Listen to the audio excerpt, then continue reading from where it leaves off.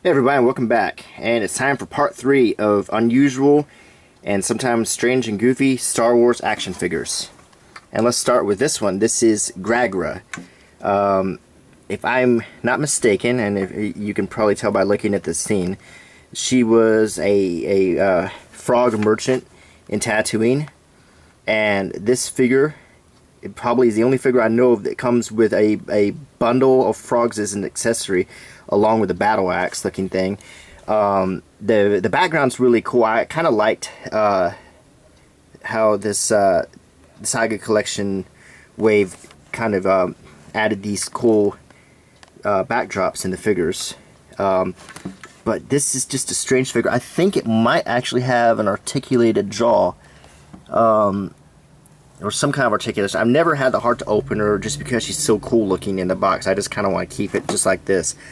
But it's weird, it's strange, it's unusual. Let's take a look at the back. There's a little bit, it just says Mos Espa Encounter, and there's a scene from the movie that shows her. It comes with a holographic Darth Vader.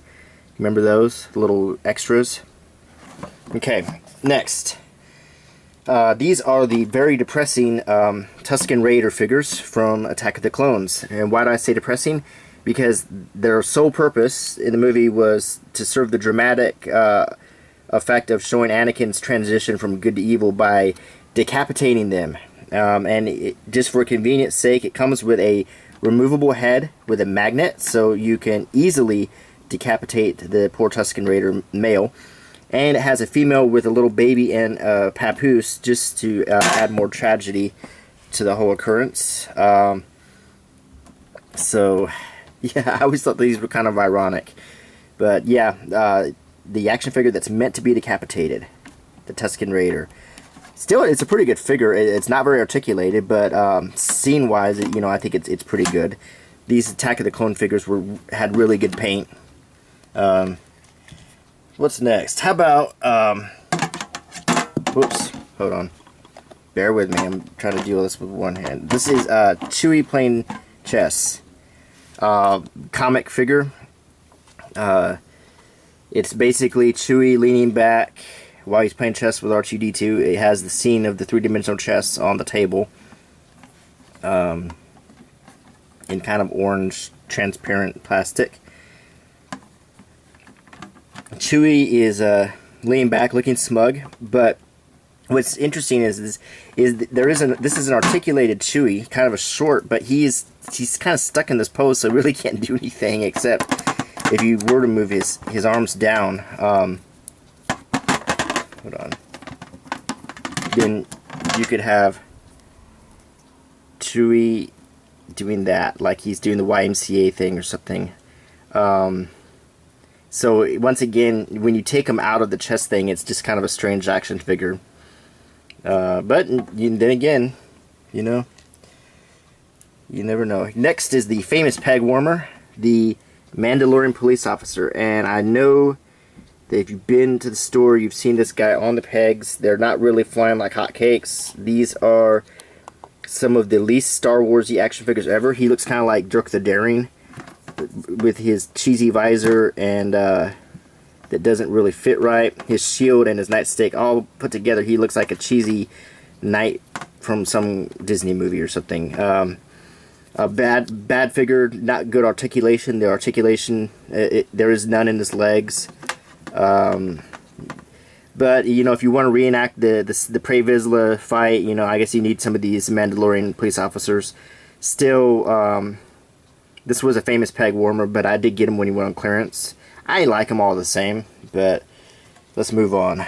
This is a Cantina Alien, and I do not recall what his name is, but he looks more like something you would find stuck to your screen door at nighttime when you open the front door. This is kind of a praying mantis looking guy. I don't know what he was doing in the cantina because I can't imagine how he could drink anything. But there he was. He's definitely unusual, but there's not much you can do with this guy. But he's still interesting looking. Articulation wise, swivel shoulders, that's about it. He does have legs that move in there, but I don't know with that dress he's wearing, they're not gonna move very much. And he is wearing a summer dress or a grass skirt. I'm not sure what that is, but once again, a strange figure. Moving on, let's take a look at some droids. These are a Gonk Droid and a Power Droid. Hold on, let me try to focus here. We all know the Gonk Droids from Star Wars video games and movies as the goofy little boxes that walk around on legs and make noises. We don't really know what they do, but I'm sure someone could explain it. And this just kind of looks like a carted bunch of junk from the inside of a sandcrawler. But I got it anyway just because I envisioned at some point with my sandcrawler, if I ever wanted to fill it up with droids, I would need these. These would be must droids for it. So I do like how one of these is a bonus because there's definitely 2 droids in here. I'm guessing it's this guy is the bonus. Apparently the Gonk Droid is the Power Droid. And actually these guys are from the Battle of Hoth, so I guess if you blink you would miss them. So I seem to recognize these from the first episode, but they probably just recycled the props. Either way, probably not every kid's greatest dream to open up on Christmas morning to get the Gonk Droid, but still, for a diehard collector, this is probably something you want. Next, how about these guys? These from the brain worm episode of the Clone Wars, if I can get him to stand. It's the Clone Trooper and Ahsoka Tano with brain worms. It's cool. You can buy this in a 2-figure set. What's his name? Captain Sykes or something like that. Or Trooper Sykes. He has the cool tattoo. He has brain worms all over him, and he has one coming out of the egg, which is really cool. And Ahsoka with brain worms wrapped around her legs. You can also get the other Jedi Padawan with her without brain worm accessories. This set also comes with a backpack, which I think Andre said every clone should come with one of these, and I agree. Just neat because it's another clone. It's a unique one. He's got a cool belt buckle. Let me just kind of zoom in so we can, if you're into collecting clones, this may be one you want to look into getting. Just to kind of look at the details. Pretty cool. So, yeah, just different. I only found this set one time. It was in bad condition, so I went ahead and opened it. Okay, what do we have left here? This she was at a bar in Attack of the Clones, I believe. I can't remember her name. She's another one of the tailhead Aileen girls. Just an unusual figure. She doesn't really do much. She has a glass of something to drink, and she has a snare drum to sit on. And she's wearing a very risque outfit. In fact, it's hard to see where the clothing begins and the skin ends at. But I can assure you she is dressed, so I guess, sort of.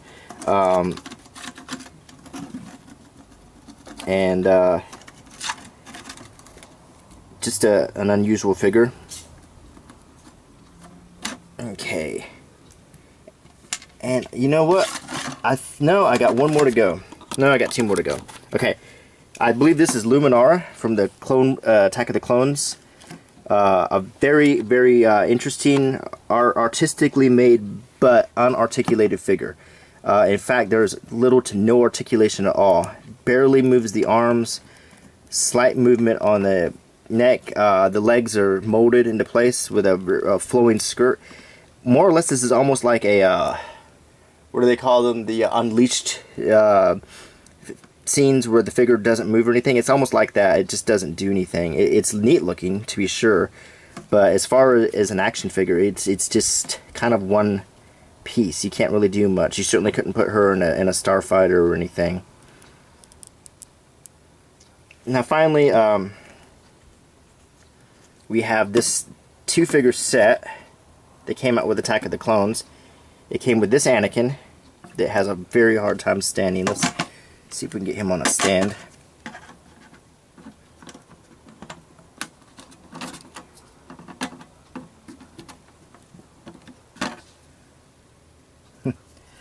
Okay.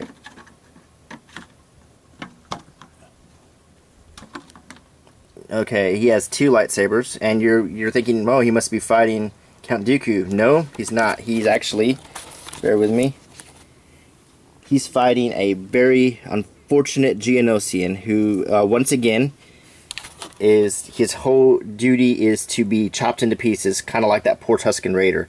The Anakin itself, he has a button on the back which looks terrible.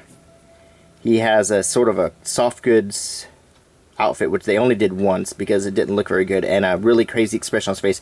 And if you press the button, he does this. And then presumably he's supposed to chop the Geonosian up, and it's in graphic detail. You can see that he is chopped into pieces. His wings also come off. So you can get a glimpse of the inside of the Geonosian. The Geonosians, in my opinion, were definitely created so there could be some graphic violence in the movie, but it wouldn't be too shocking because they're so inhuman looking. But if you did get a chance to get this, it's your chance to have Anakin dissect a Geonosian. Pretty grim stuff. But they did make an awful lot of dismemberable Star Wars figures. I believe they made a Darth Maul that came in half. Quite a few Lukes with his hands removed, and they've never made a Walrus man that didn't have a bloody stump, I guess. So, anyway, this was another round of unusual Star Wars figures, and I hope you enjoyed it. And I hope you... I'm trying to take a different twist on Star Wars videos, so please rate, comment, and subscribe.